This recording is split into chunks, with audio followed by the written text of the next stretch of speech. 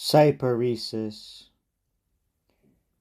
Amid the throng the cone-shaped cypress stood, a tree now, but in days gone by a boy, loved by that god who strings both lyre and bow. Once sacred to the nymphs who dwell among Carthia's fields, there was a giant stag, whose spreading antlers shed a screen of shade upon his head. Those antlers gleamed with gold, and from his silky neck a collar hung over his shoulders, set with precious stones. Upon his brow, secured by slender strings, a silver medal swayed, given at his birth, and round his hollow temples, gleaming bright, from either ear a pearly pendant hung. Quite fearless, all his natural shyness lost, he often visited the homes of men, and he let even strangers stroke his neck.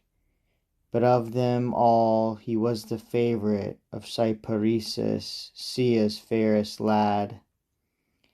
And he it was who used to lead the stag to pasture in the waters of the spring.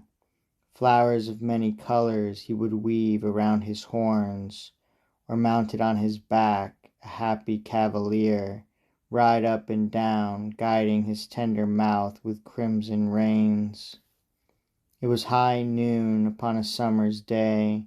The sun's bright beams were burning as the crab that loves the shoreline spread his curving claws. The stag lay down upon the grass to rest and breathe the coolness of the spinney's shade. There, unaware, with his sharp javelin, young Cyparissus pierced him to the heart. And as he saw him dying of the wound so cruel, he resolved to die himself.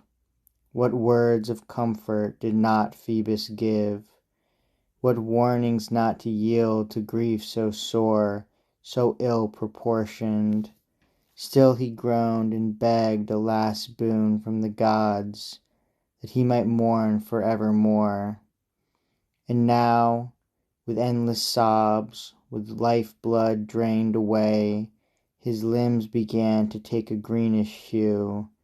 His hair that curled down from his snowy brow rose in a crest of bristles, and as stiffness spread a graceful spire gazed at the starry sky. Apollo groaned and said in sorrow, I shall mourn for you, for others you shall mourn. You shall attend when men with grief are torn.